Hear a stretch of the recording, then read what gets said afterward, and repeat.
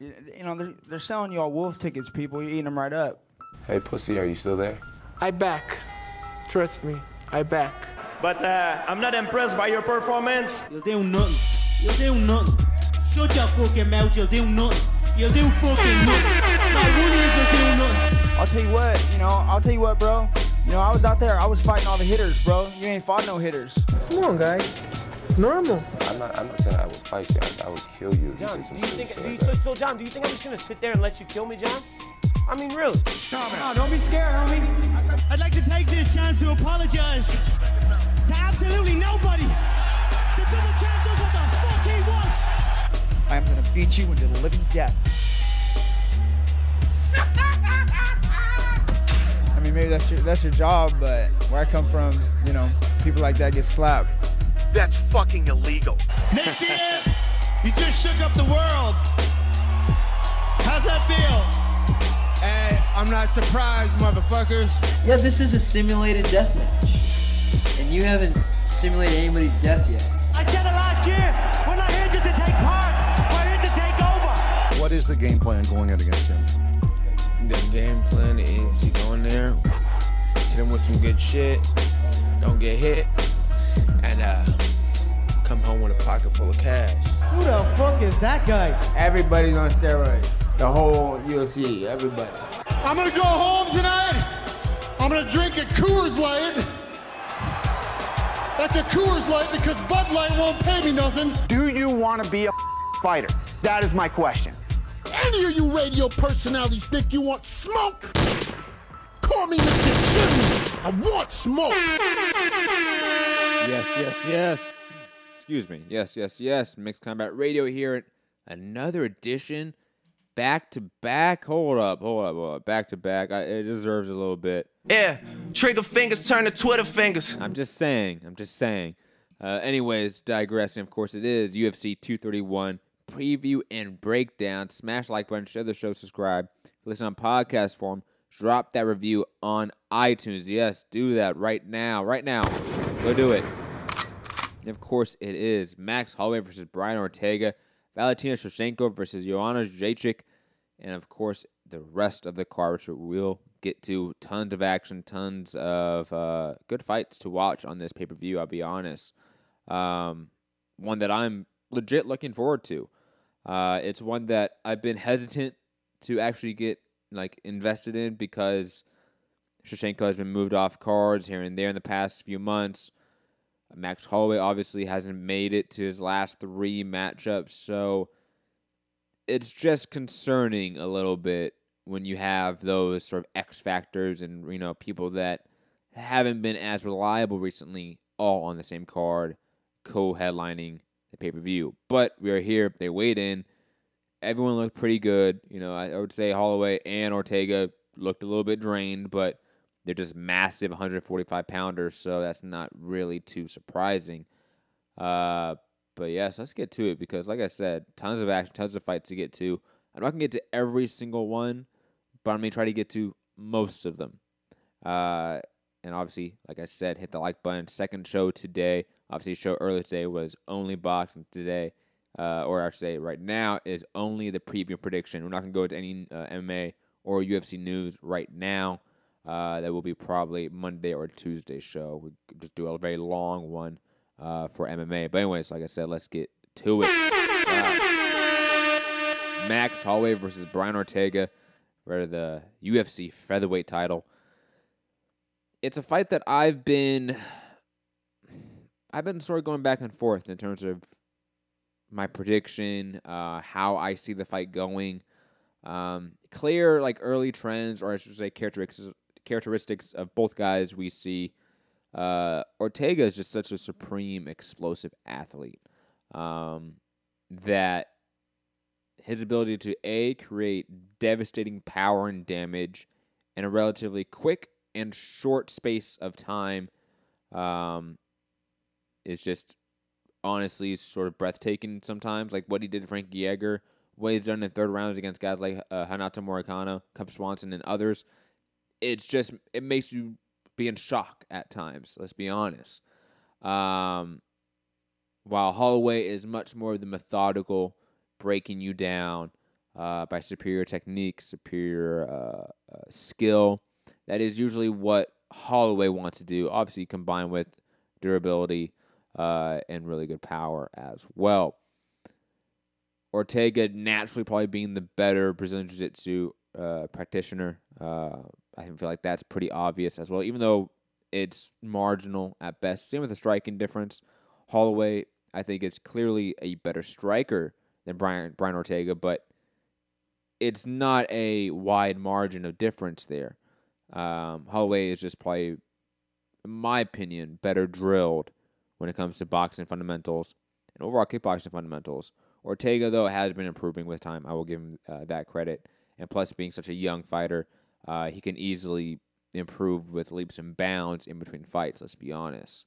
But before we get into any of that, or I should start breaking down how these guys really end up fighting each other and what I see as the path to victory for both men, I want to go down memory lane a little bit and just sort of like read off what these two guys have done and what they have achieved. I'll start with Brian Ortega because, again, this fight is a fantastic fight. And on top of that, it's a fight between two guys in their prime, two guys at the very top. Clearly, the two best guys in the division are fighting each other. Across all of combat sports, that is just something that we always want to see. And we don't always get. So when it does happen, I mean, we all have to sort of appreciate that and take note that, yes, this is a fight that is Ollie Frazier 1 in a way. Two guys at the very top of their game, extreme elite competitors that clearly no one else in the division can really contend with at the time. But I'll read off quickly what both men have done. Obviously, Brian Ortega had his UFC debut marred with controversy due to a positive PED test against Mike De La Torre. But since that no contest, which he did win the fight, by the way, he's gone on to defeat Thiago Tavares, Diego Brandao, Clay Guida, Renato Canaro, Cub Swanson, and Frank Yeager. Not a single one of those fights have gone the full distance. Okay, most of them ending in the third round. Digressing more to what Max Holloway has done. And again, perspective, it's huge here. Max Holloway's 5th professional fight 6 years ago was against Dustin Poirier. Dustin Poirier is now a lightweight contender, most likely fighting Conor McGregor next. Again, perspective. He went on to win a couple fights after that loss and then lost back-to-back fights to Dennis Bermudez and Conor McGregor. Since those two losses, he has not lost a single fight. Beating guys like Cub Swanson, Jose Aldo twice, Anthony Pettis, Charles Oliveira, Jeremy Stevens, Ricardo Lamas.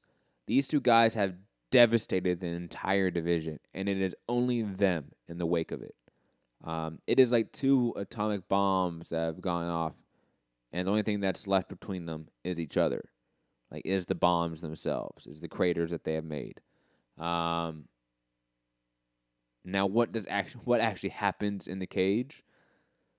This is going to be a hard one to call. It is. I can see Ortega, especially with recent information about Max Holloway's.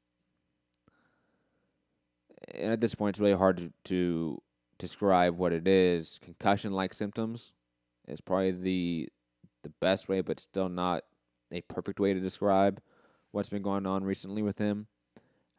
It's a concerning factor, I'll be honest, and one that makes me hesitant to pick him. And I want to put that X factor out there for everyone listening, that we could see maybe all of a sudden a diminished version of Max Holloway in this fight. And that would be a tragedy in and of itself, regardless of the health issues involved. But let's table that. Let's sort of avoid that and ignore that for a moment, because I don't think it's going to play as much of a factor as maybe some people are saying. And that's just not the case. Max Holloway, in my opinion, should win this fight. And let me just, I know that might be shocking. I know. But Max Holloway, to me, has the clear kryptonite to Ortega. even though Ortega has the explosive athleticism, the great dynamic jiu-jitsu game, ever-evolving striking skill, and obviously devastating power, to me, his defensive flaws could 100% be capitalized by Max Holloway. What are those flaws? Brian Ortega really is a stalker. He's a guy that wants to sort of stalk you down, get into a rhythm, work his way into his game, and make you make mistakes. Have his forward pressure cause you to react poorly. And then he's going to jump on that with huge explosive combinations, dynamic throws, going into submissions, whatever it may be. But that's really what his game is predicated on. When he is being that forward aggressor, he really doesn't have a proper guard. You go back and watch basically any of his last few fights. His ability to get caught with that right hand on his way in, because he really is not sort of like a Yoel Romero. You know, he's not a guy that's moving a lot laterally, but he's a guy that's hyper explosive when he decides to do that. And I see Max Holloway's superior boxing ability, superior jab, really having a vast difference in this fight. I see Ortega being the forward aggressor, and Holloway being okay with that. Holloway's lateral movement is one of the best in the sport, his lateral footwork, etc. And I think he's going to be able to really get his jab going early and often like he usually does. Work to the body, work up high, really get Ortega guessing as to where these shots are coming from. But Ortega is going to still be marching forward the entire time, still be sort of chasing Holloway. I think Holloway's going to start catching him with those right hands, where Ortega has that lead hand down, almost like the old Fight Night sniper mode, in style. He has that lead hand down so much, and he's not quick enough on the draw to get it back, that he's gonna get hit with that right hand, 100%. Now, can Ortega adapt from that? Can he make adjustments mid-fight and somehow, deal with that jab, get away from the boxing, make this more of a full mixed martial arts game and get it to the ground, start working his superior Brazilian Jiu-Jitsu? Maybe. That's obviously a factor here that can come into play. I don't think it will, though. I think Holloway is defensive-minded enough. His sense of distance and range is, I think, superior than Brian Ortega. And again, that footwork is underrated, to say the least, along with it's probably a counter wrestling game. People forget Holloway has improved with his wrestling leaps and bounds since he was getting out wrestled by Conor McGregor on a torn ACL. So unless Ortega can capitalize, unless Ortega catches Holloway on a mistake, which can happen, especially with Holloway's penchant for high volume, you're going to make more mistakes throwing that much volume.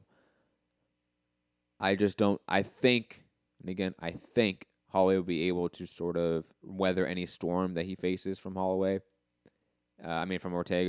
and start landing his right hand more frequently, more often. And he would probably, like I said, get a win. I'm thinking decision. I'm thinking this probably goes all 5, to be honest, and it could be a great fight, classic. I don't know, but this fight, I don't know how it's boring. I don't see that. And again, hopefully Holloway's health issues don't manifest themselves in this fight, because that would be, again, a tragedy on multiple levels. Red Rum, what are you talking about in the chat? Are you off your tits? Have you been smoking something? Anyways, moving on, Joanna Jedrzejczyk moving up to 125 to meet Valentina Shevchenko for the now vacant women's flyweight belt, obviously since stripping Nico Montano because she could not make UFC 230, I believe it was. This fight, to me, is similar to the Ortega-Holloway fight. It's one that I am deeply conflicted on about how to predict it. I think Jedrzejczyk looks amazing at this weight. No, they're not already fighting. Somebody asking, no, it's Saturday. This would be live fight chat. It wouldn't say preview in the title. Come on, people. Use context clues here. Not that hard in the chat. Shevchenko, clearly to me, is probably at a better stage in her career than Jedrzejczyk, coming off 2 back-to-back losses to Rose Namajunas, obviously being the first one a huge knockout loss for her. Second one, much more of a close, contentious fight. I will give her that credit. And again, I think the added advantage of not cutting so much weight for Jedrzejczyk will be beneficial to her. Plus, her still being the taller, rangier fighter amongst the two. But you go back to the 2 fights they had in Muay Thai where Shevchenko beat Jedrzejczyk. You know, it could Shevchenko just have Joanna's number? Potentially. Absolutely. Javi in the chat. What up, Javi? Air horns for you, Javi. What up? Go back if you want to listen to me talk about Holloway versus Ortega, Javi. But Shevchenko, it's going to be a big factor, similar to, honestly, like Ortega and Shevchenko. They really have to get their counters going early and often. Whether it be the left hook, whether it be a right-hand counter, whatever it is, they're going to have to figure out ways to get around the jab and adjust to the jab of their opponents. Jedrzejczyk's jab is one of the best in the game. And her ability to double up on it, triple up on it, and then add combinations on top of that is just truly impressive. It just is. Jedrzejczyk, like I said, if she can avoid those counters, get into that rhythm, she could steal this fight. I don't think there's really that much of a difference in the wrestling or grappling department between the two. If there is, it's a marginal advantage towards Shevchenko. I think she has probably better trips, better takedowns. Her overall wrestling game, I would say, is better. And grappling is pretty even in terms of submission skills. It's going to be on the feet. This fight is going to be one that's going to be decided on the feet. Can Shevchenko counter the forward aggression, the volume of Joanna Jedrzejczyk, and be able to upset that rhythm and that timing of her and get her offensive going? That's going to be the key factor there. Maybe I'm crazy here again. I'm picking Joanna Jedrzejczyk to win this one. I think the weight cut's going to have a big effect on Joanna in this fight, her not cutting the extra 10 pounds. I don't think people are really counting that as much of a factor, I think, as they should. Plus, there really isn't that much of a size disparity between them. There just isn't. You know, obviously one coming from 135, one coming from 115. And Shevchenko is just not... Shevchenko is a fighter that obviously is highly skilled, but she doesn't really fight in a way to win rounds. That, to me, is another big factor in this fight. Shevchenko is usually on the wrong side of scorecards because she is low volume. Her shots are kind of hard to see. They're close inside shots or counter shots on the way in. I definitely see Joanna being able to just outwork Shevchenko enough to win on points. And I'm really curious how they interact in the Muay Thai clinch and the clinch overall, especially along the cage. That's going to be a different factor than the Muay Thai days in the ring. Just something to see going into it. Definitely 2 fights there. Obviously, Holloway versus Ortega and Shevchenko versus Jedrzejczyk that I cannot wait to see. I'll be honest, Javi, I'm interested in your opinion. I'm skipping like the Lomachenko versus Pedraza fight for this. Like, I'm going to buy the pay-per-view. I am going to sit here and do a live fight chat on MCR for UFC 231 because those 2 fights alone are worth it. They just are. Javi's saying Joanna takes too many shots. Yeah, but I mean, if you look back on, let's say, the Rose Namajunas rematch, Rose was having a really tough time getting her shots in. Her range was off. Joanna did a better job of being in and out and using her jab to enforce her range in that fight. Even though Rose Namajunas won that fight, it was very close. I mean, obviously there was a difference in that fight compared to the first one. Javi saying Shevchenko by KO, and I agree. I'll watch Loma on my computer. Yeah, I completely agree with that, Javi. That's probably what I'm going to do as well. Moving on, Gunnar Nelson versus Alex Oliveira, the other cowboy. Man, Gunnar Nelson, R.I.P. to this guy, man. Gets knocked out viciously by Santiago Ponzinibbio. Deals with injuries. First fight back is against the ultimate spoiler in Alex Oliveira. Ah, God.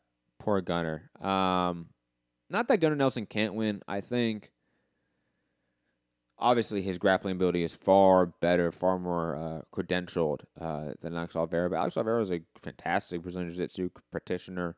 Fantastic Muay Thai ability. Great power. Highly fundamental in what he does. Not really wide. Not really, awkward or untalented. Good athlete as well. Like, I think this is a really bad matchup for Gunnar Nelson. I know that might be crazy. I think I saw somewhere in the betting odds that I think Alex Oliveira was like a +2 something underdog. That doesn't make sense to me, especially with the layoff. Oliveira's coming off a couple wins. One of them being a submission over Carlos Condit. Yeah, I'm sorry, Gunnar Nelson. This is not your day, in my opinion. Moving on from that, Jimmy Manuwa versus Thiago Santos. But before I head to that fight, call in, everyone, 323-870-4051. Press 1 to get in the queue. If you are international, email me, mixedcombatradio@gmail.com to get a free international permanent calling link and hit that motherfucking like button. Like I said, moving on to Jimmy Manuwa versus Thiago Santos, a fight that was originally scheduled, a month or two ago, I want to say. Actually, I'll digress because Javi wants to talk a little bit, saying Gunnar held up against Maya on the ground, which was crazy. Well, Javi, I don't know if you know, but Gunnar Nelson, I want to say he won Abu Dhabi in like 2010. I could be wrong on the year, but Gunnar Nelson he was an extreme Brazilian Jiu-Jitsu prodigy that came over into MMA. He was like, Javi, you probably know who Dylan Danis is. Obviously, one of the friends to Conor McGregor. Gunnar Nelson was the prototype of that, who was actually skilled and talented, just has been dealing with injury after injury after injury. It's just sad, unfortunate. And this matchup is just not that beneficial to him. But bring it back, Jimmy Manuwa versus Thiago Santos, fight that I actually am really intrigued by, and really a good test to see where Thiago Santos stands in the 205-pound division. Obviously, Anthony Smith has moved up and has found massive success in this division. Thiago Santos has gone up. Excuse me. And he's supposed to fight, like I said, Jimmy Manuwa, but they brought Eric Anders up short notice, so that really wasn't really a great barometer for Thiago Santos at 205. This is going to be that. Manuwa is a good boxer, great power, but not really the most talented mixed martial artist. Thiago Santos, in my opinion, is a better mixed martial artist than Jimmy Manuwa. But we could now see whether the size is a determining factor for Santos in this weight class now with this matchup. I'm hesitantly picking Thiago Santos because, like I said, I think he's far and away the better fighter than Jimmy Manuwa. But I can also see Jimmy Manuwa just catching him with the hook and lights out. Thiago Santos goes down and he's done. I think all are possibilities in this fight. Let's be honest. Claudia Gadelha versus Nina Anasarov, a fight that really is going under the radar for obvious reasons. I think Gadelha is the clear favorite in this matchup. Better wrestling, better striking. She should be able to sort of maul Nina in this fight. Probably win a clear 3-round dominant decision, and try to set up another fight maybe with Joanna Jedrzejczyk. Maybe go up to 125. Obviously, an Andrade rematch or Rose Namajunas. There's tons of possibilities for Claudia Gadelha, who still has some sort of fan following, I would say, for sure. Olivier Aubin-Mercier versus Gilbert Burns, a fight that I'm really conflicted on. Just like a lot of these fights on the card, I'll be honest. This whole card has great matchmaking.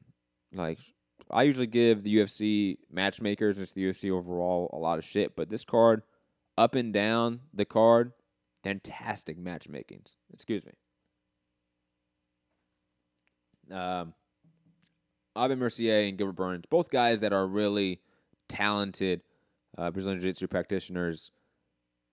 But I would say Gilbert Burns has clearly hit a plateau, and Ivan Mercier is improving fight by fight. His striking is finally starting to really improve.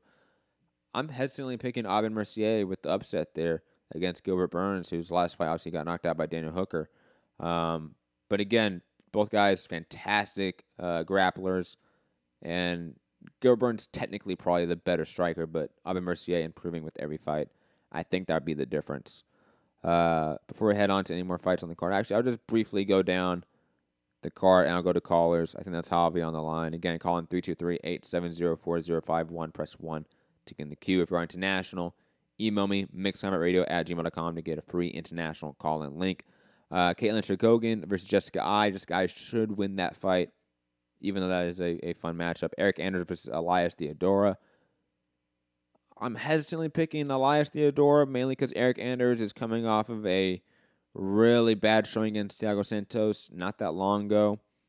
That's concerning, and Elias Theodora has been slowly but surely building up sort of his skill set and career. So I think that this could be a sort of a turning point for Elias in that matchup. Chad Laprise versus Diego Lima. Picking Chad Laprise in that fight. Diego Lima has always been highly disappointing. And with that, we're going to head to the callers. Again, calling 323-870-4051. 334, I believe this is Javi in Alabama. Javi? Yeah, that's me. What up? That's me. What's up, man? Hey, man, I got Ortega. Actually, you know, I got Ortega by submission. Okay. I think he's going to hurt Max on the feet. Then he's going to stop him on the ground. You think it's early or late? No, it's probably... I think it'll probably be about third round. Okay. Because Max going to be hard to take out early because this motherfucker got unlimited cardio. So I think it'll probably take Max getting caught for him to be like fucking loopy, and then Ortega can catch him in like a T-City. You already saw my Shevchenko. I got Shevchenko winning, but I mean, I think KO, but I think she can beat on decision too. To be honest. Because, I mean, Joanna she looked suspect to me against Rose. I know people going to be like she was dealing with the weight issue, but still, bro. She looked way too suspect against Rose. Because, I mean, I had Rose winning easy the last fight.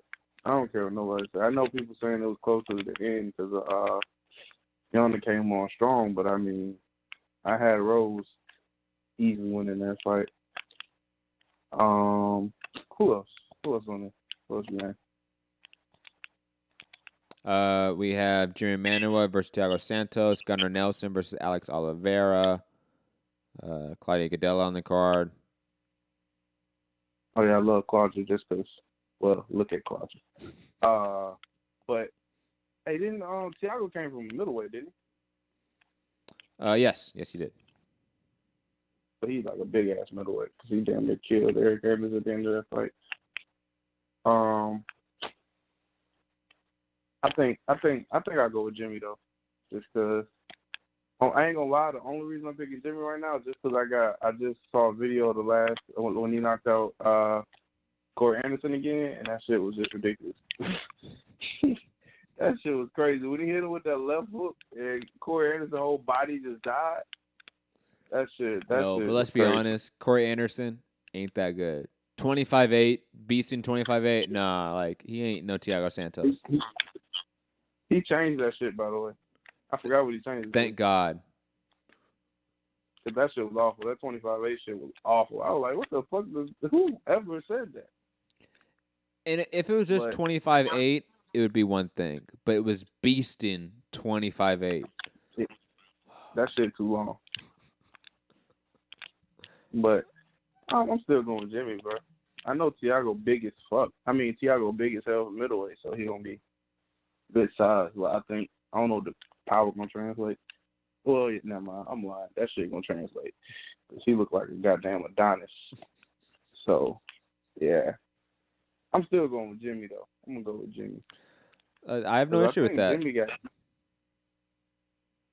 going to give it to Jimmy, bro.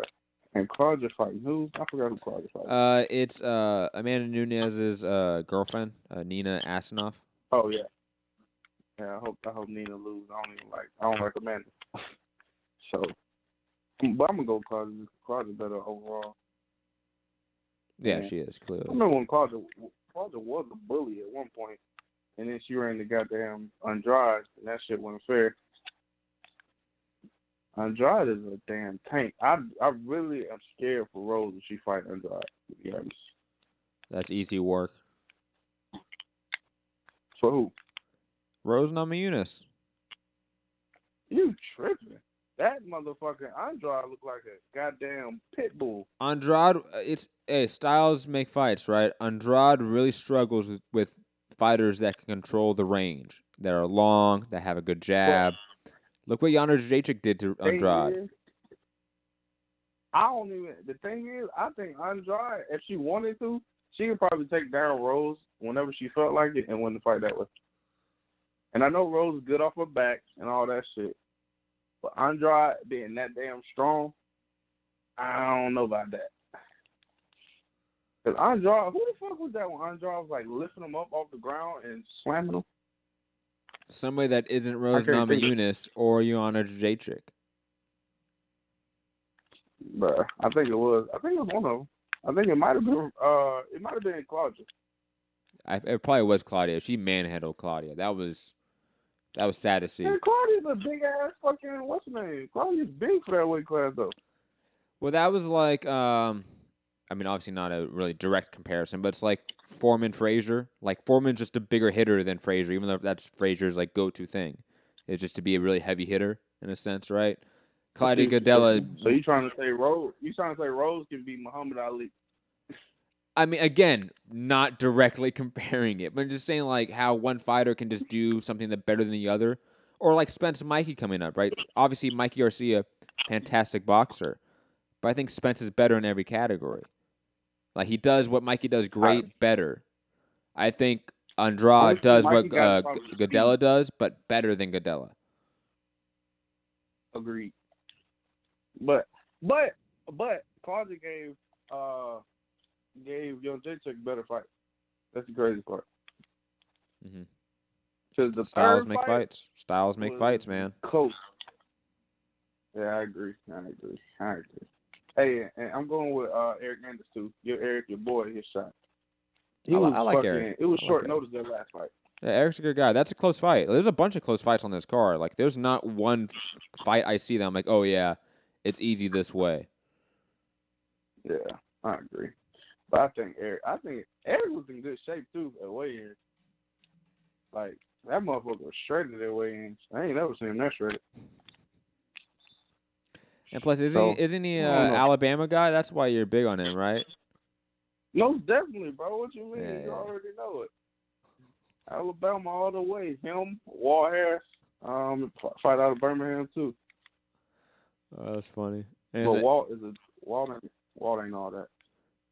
Anything else, Javi? That's it, bro. Thank you for the call, Javi. It's going to be a quick show today, ladies and gentlemen. Like I said, it's the second show today, and this was only a preview and breakdown of the card. And we're going to be back tomorrow, live fight chat, immediate reaction, all that stuff. You can call in live during the fight or after the fight, whatever it is. Get your shit off, all that fun stuff. Smash the like button, share the show, subscribe. I am Matt, the Hipster Hunter. You can find me at Matt Hunter, MCR, all platforms. Find me on this channel or the Boxing Voice, wherever it may be that I produce content. And have a great day. See y'all tomorrow. Peace.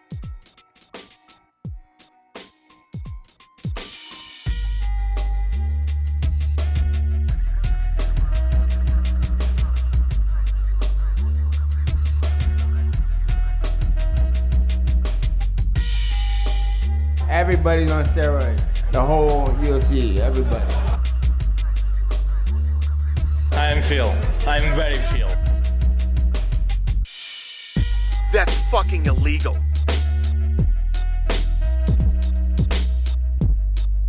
Sometimes I feel discouraged. What are you? An idiot sandwich.